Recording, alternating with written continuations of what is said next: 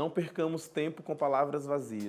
Que todos os nossos dons Navega se tua tornem profissão. esperança e te guarda pra batalha de que O diabo sabe De cada imagem que vem, ser diabo. o olhar, Sou o o anjo atravessamento. infeliz. Como me passa a dormência? Como é que é mesmo o nome da doença?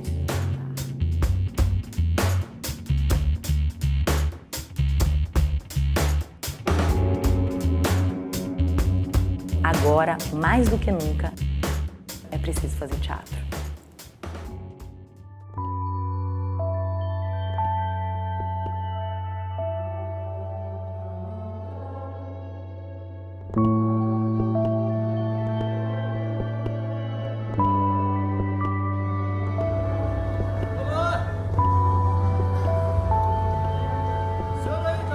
Hoje você não tem mais um público único.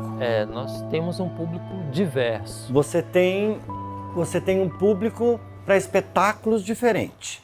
E uma produção diversa também. Você tem diversos públicos. Então nós temos um público de um teatro que se faz teatro para quem faz teatro. Quem assiste espetáculo efetivamente são as pessoas que fazem teatro ou que fazem parte da classe artística. São as pessoas que fazem teatro. Em grande maioria nós mesmos. Até amplio, não só da parte da classe artística, do movimento cultural da cidade. Então, são só essas pessoas que veem teatro na cidade.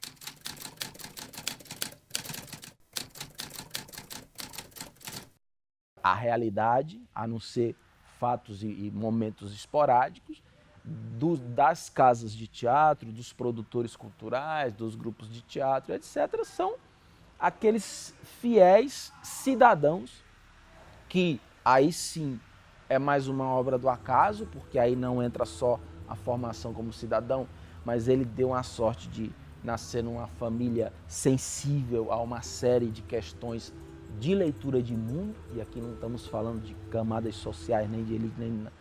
Então hoje ele é um espectador de teatro autônomo, que não depende de uma divulgação, não sei, ele gosta de teatro. Então quando ele vê teatro, ele vai. É meio que um circuito um pouco fechado, assim, eu não só no teatro, acho que no cinema também, quando tem festival de cinema, quando tem festivais de música. De hora ou outra, claro, não estou generalizando, mas isso é a grande maioria. A gente vai assistir os espetáculos, a gente sempre encontra as mesmas pessoas assistindo o espetáculo. As né? pessoas que a gente encontra nas salas, basicamente, são as mesmas. Isso não é muito diferente, isso não é privilégio de São Luís. Eu morei 3 anos e meio em Fortaleza, a mesma coisa, então é o mesmo ciclo. Eu digo que não é só em São Luís, porque eu vivi um tempo também em São Paulo, né, fazendo meu doutorado. E quando eu chegava lá na fila do Sesc, para assistir Eugênio Barba, assisti grandes nomes do cenário mundial de teatro, eu assisti, tive a oportunidade de ver em São Paulo.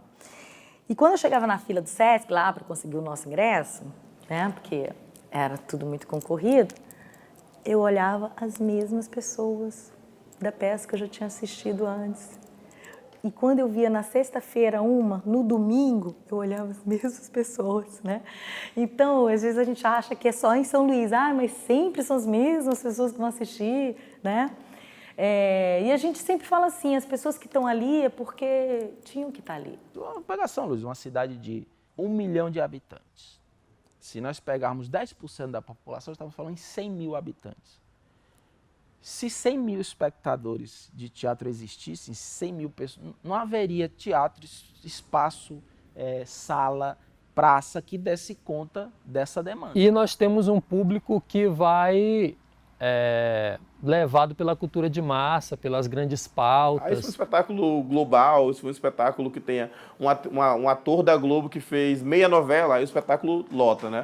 Porque a divulgação, inclusive, dos meios de comunicação dá mais prioridade para isso. O Brasil sempre pecou por não conseguir estabelecer, estou falando do Brasil, a esfera federal, estadual e municipal, sem isentar nenhuma das esferas, nunca conseguiu entender, assimilar, estruturar o pensamento de política pública cultural.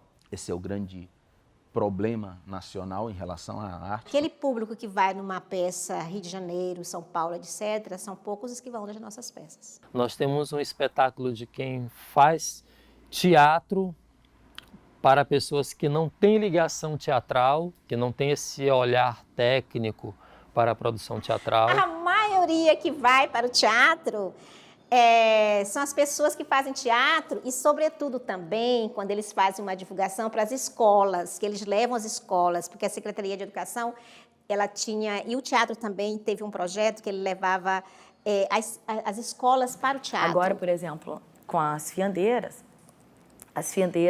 é um espetáculo que a gente leva muitos adolescentes, né? Então a gente leva turmas de adolescentes e a gente recebe muito as pessoas dizendo assim, é a primeira vez que eu estou vendo teatro. Lá na Carroça Nossa, que é um espetáculo de teatro de rua, é público diverso. Quem está passando, fica. Então, eu não posso dizer que nós não temos público, eu jamais vou dizer que nós não temos público. Isso é muito por conta da falta de políticas públicas também. Vou te dar um exemplo. Quando tem os grandes eventos de teatro na cidade, os teatros, eles lotam, né? Muita gente vai assistir o teatro, muita gente, né? Escolas, pessoas que moram em outros lugares, pessoas que nunca foram ao teatro. Por quê? Porque tem uma divulgação, tem um investimento naquilo ali, tem um trabalho que é sistematizado, que pensa na formação de plateia, né? Então, mas isso é pontual. Essa política pública de formação de plateia, ela não é sistematizada, ela não acontece o ano todo. Essa ideia de que você vai formar o espectador a partir de uma ação específica, isso vai surtir efeito para essa ação específica. Você vai ter esse espectador para esse projeto, você vai ter, se o projeto de marketing for interessante, você vai ter esse espectador para esse projeto específico, mas você não estará formando um espectador, você não estará formando plateia. O que vai formar plateia é a formação da compreensão de mundo desse cidadão. A ausência de uma pauta regular faz com que o nosso público não saiba quando vai ter teatro. Ninguém sabe quando vai ter teatro. Há 25 anos que me perguntam quando vai ter de novo e eu sempre digo, não sei, Deus é quem sabe. Eu não sei se isso acontece por uma falta de descentralização, porque todos os teatros estão no centro, todo evento é voltado para o reviver, para essa relação com o centro, né? Não tem, me parece que em São Luís não há justamente por esse afastamento da sociedade, das artes cênicas, né? Os teatros estão localizados no centro histórico.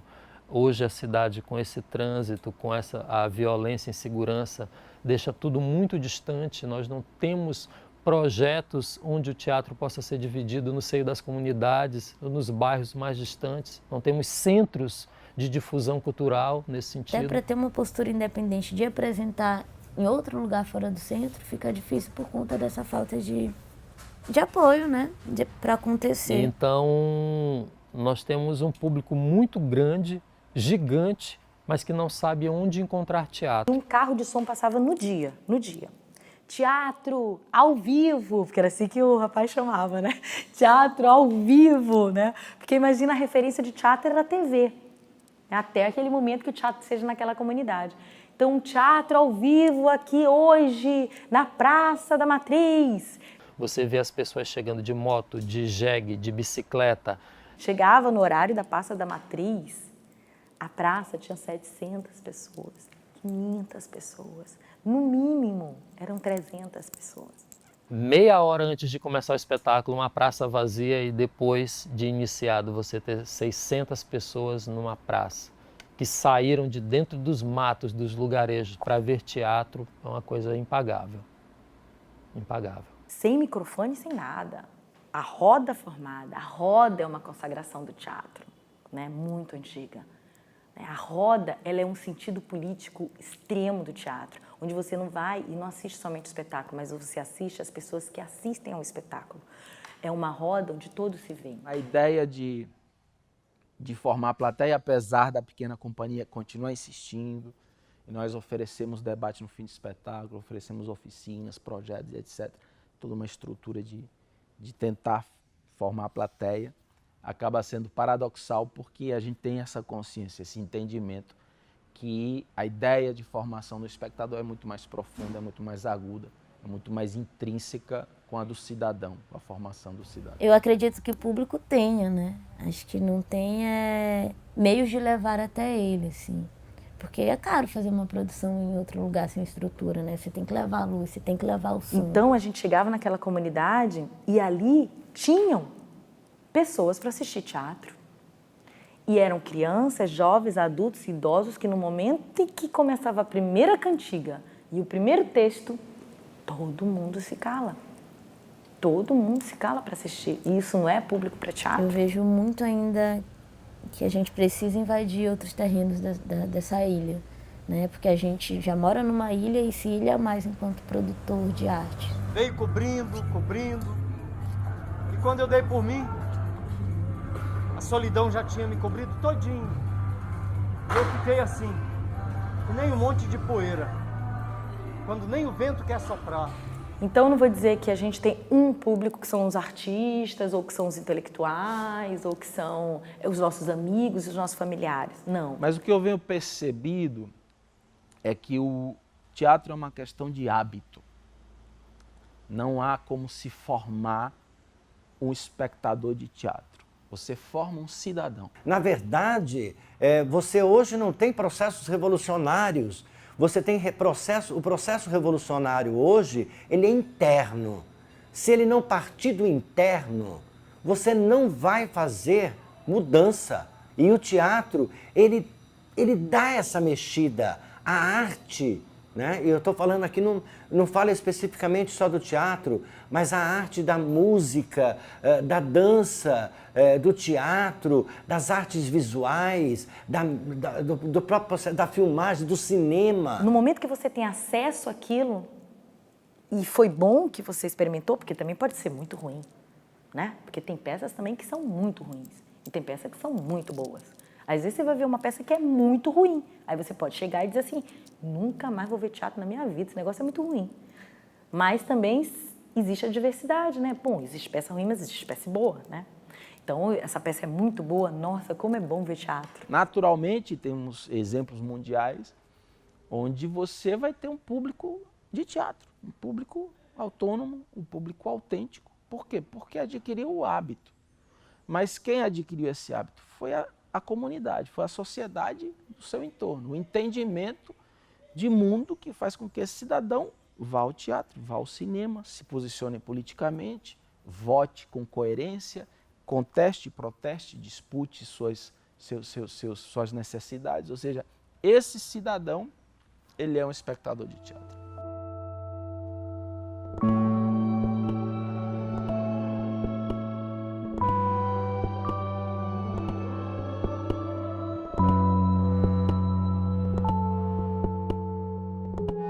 Será que vivemos sem arte? Mas a gente reverte isso para as outras linguagens. Por isso que eu digo que é uma coisa mais profunda. Não é, você tem que gostar de teatro. Ou seja, não, é através do teatro que eu dialogo com essa minha leitura de mundo. Então, o teatro para mim é uma necessidade. Eu, como espectador, eu preciso do teatro para entender e dialogar com esse mundo. Isso, como instrumento, é na formação do cidadão. Então, você não vai encontrar esses 3, 4, 5% de espectadores brasileiros, digamos, eles têm não uma consciência de dizer, não, eu vou ao teatro porque eu preciso ir ao teatro, porque eu sou chique, gosto de teatro, eu preciso dar uma força para o pessoal do teatro. Não, ele entende o teatro como instrumento da sua cidadania, como instrumento da sua reflexão, como instrumento da construção do seu dizer, daquilo que ele enfrenta perante a comunidade que o entorna. E a história tem que ser construída pelo cidadão. E se você não sabe a importância que você tem como cidadão dentro de uma polis, esses governos fazem o que querem. Então isso é uma formação formiguinha, porque a gente não participa das grandes mídias, né? Não vai ter uma propaganda de TV chamando. O que se espera, e se sabe que não acontecerá, não para nós, mas eu tenho certeza que os nossos netos, possivelmente, se pensar um país diferente, se pensar uma construção de cidadania mais sólida, se pensar uma educação mais integrada entre colégio, família e comunidade, se sonhar ainda com uma sociedade minimamente mais justa, esses netos, sim, virão a fruir do teatro não por uma opção estética, e sim por um entendimento da necessidade do teatro para a sua vida. Nós ouvimos alguns comentários, entre eles um que disse assim, eu já estava sem esperança de que a vida pudesse ter algum sentido. E esse sentido foi trazido pela arte. O teatro, para que serve, né? De modo geral, seja da corrente besterol ao teatro mais político que possa existir, ele serve para uma coisa especificamente, para gerar experiência estética, né? A experiência estética ela é muito importante para a construção de um indivíduo, para a construção de suas identidades. Ele é uma comunicação, o divertimento, sobretudo, mas também ele tem uma parte política.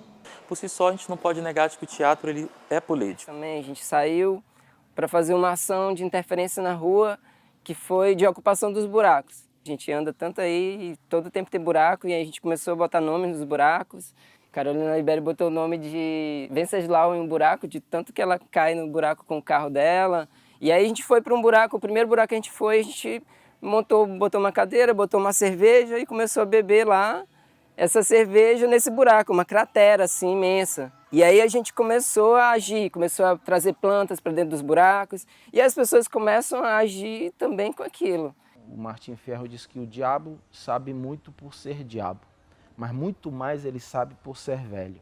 E a única virtude que a velhice traz é exatamente a possibilidade de entender que tudo passa, que tudo é cíclico, que esse momento ele vai passar, que esse momento será superado, não sem combate, não sem enfrentamento, não sem luta, mas passará, e a ideia de resistência é aquela que faz com que o teatro se efetive como um instrumento contestatório. Carregar um cenário de 1 tonelada, enfrentar a polícia na rua, enfrentar toda a segregação social de que artista é vagabundo, de que é algo inútil, só é possível porque nós acreditamos que o mundo precisa de outros caminhos, de outros olhares, e que essa concretude não nos basta. Eu mesmo, por vezes, já passei a achar meio quase inútil o que eu faço, sabe?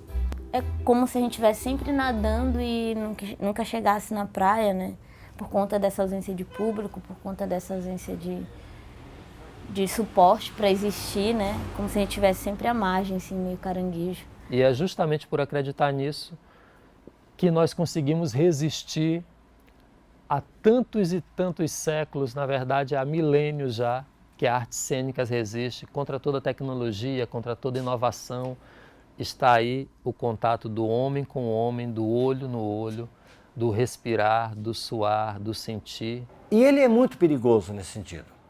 Porque ele diz, e porque ele tem essa relação com o coletivo, ele abarca um coletivo para ele traz a coletividade para pensar junto, né, dentro do processo ali que está acontecendo no momento atual.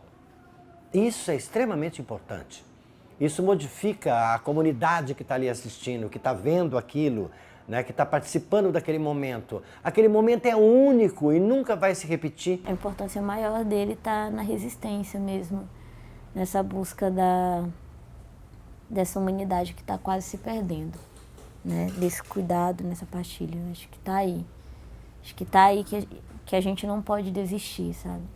Nesse lugar dessa boca que pode falar, né? Que pode falar por muitos, de uma forma mais poética. Tu levar o teu pensamento ao encontro do outro. É esse que é a grande questão, essa que é a grande questão hoje, né? E eu acho que é essa que é o fundamental para que uma nova sociedade comece a surgir, que não seja somente essa que fica sentada em frente à televisão, ouvindo, recebendo e sendo manipulado o tempo todo. O convívio ali, naquele momento, fugaz e passageiro, só vai existir ali e não mais. E vai ficar na cabeça das pessoas. Por isso que o teatro tem esse poder, né? De segurar todo mundo junto. Eu parto sempre do princípio que nesses tempos de crise é o melhor momento de se criar, que é a partir daí poder reinventar o nosso espaço. Nós estamos acostumados a resistir, porque vimos de locais e momentos que nunca foram favoráveis, então a palavra do teatro de grupo é crise, ou seja, o teatro de grupo sempre esteve em crise, então não será uma nova crise que fará com que ele desapareça. Para nós não existe nenhum tipo de crise, porque a gente Em alguns momentos, quando se depende muito de leis, que é fundamental e obrigação do Estado, mas quando se depende muito de leis, eu acabo limitando o meu conhecimento àquele apoio financeiro. Então, a gente precisa estar em atividade sempre, para quando que há possibilidades, a gente está sempre com tudo pronto, tudo preparado. E onde não há possibilidades, a gente vai e busca, porque de hoje em dia se faz teatro em todos os lugares, né? A vida respira teatro, a cidade respira isso. Aí fala assim, mas o teatro morreu. O teatro nunca morre. Porque o teatro está dentro da gente. A gente já nasceu com o teatro dentro. Por mais que corte em recursos, por mais que ignorem propostas, por mais que desestruturem ou tentem desestruturar um movimento, uma rede, uma teia de...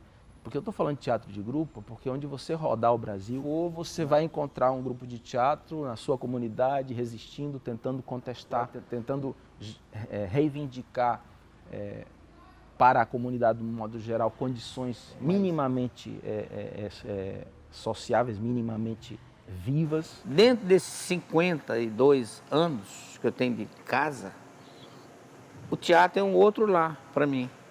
Ser o artista é o sentido de existência. Aí está felicidade, aí está saúde, aí está a minha religiosidade. E de uma certa forma, ele fazer aparecer coisas que não são visíveis. Tenho a arte como uma religião nesse sentido da ligação que pretende se fazer do homem com o homem, do homem com outro homem, do homem com as divindades, com a força das encantarias. Então o teatro para mim hoje ele é uma arma de luta, né? Ele é militância, é uma arma política, né? Como sempre foi. O teatro sempre esteve muito relacionado à política. E teatro para mim também é um espaço de partilha de sensível, de partilha de cuidado, partilha de carinho, partilha de olhares, né? Partilha de experiências, né? Acho que o teatro para mim se resume nisso, né? Luta política, militância e partilha. Acaba sendo a grande chave, né? Eu acho que o que me salvou, em certa medida, as intempéries dessa crueldade cotidiana que nos é tão pesada, né? É como tu transformar essas imagens, esses sonhos, em algo que as pessoas possam acessar. Então, tu traz isso que todo mundo tem, isso que é sensível, isso que é uma mistura de todas as relações que a gente vai tendo com todas as pessoas que a gente vai encontrando nesse mundo, e a gente pega essa coisa que é bela e transforma em algo que o outro pode sentir ou que ele pode agir, né? Então agora, mais do que nunca, é preciso fazer teatro. Agora, mais do que nunca, é preciso fazer poesia. Mais do que nunca, é preciso encantar, reencantar o mundo. E é possível, né, fazer com que as pessoas tomem atitudes, né? O teatro sempre teve engajamento, em todo momento da história do mundo. Seja para catequizar, seja para conscientizar, seja para criticar, seja para derrubar, né? Seja para levantar. A história do teatro, ela sempre esteve ligada aos movimentos de lutas. Então, agora, mais do que nunca, é preciso fazer teatro.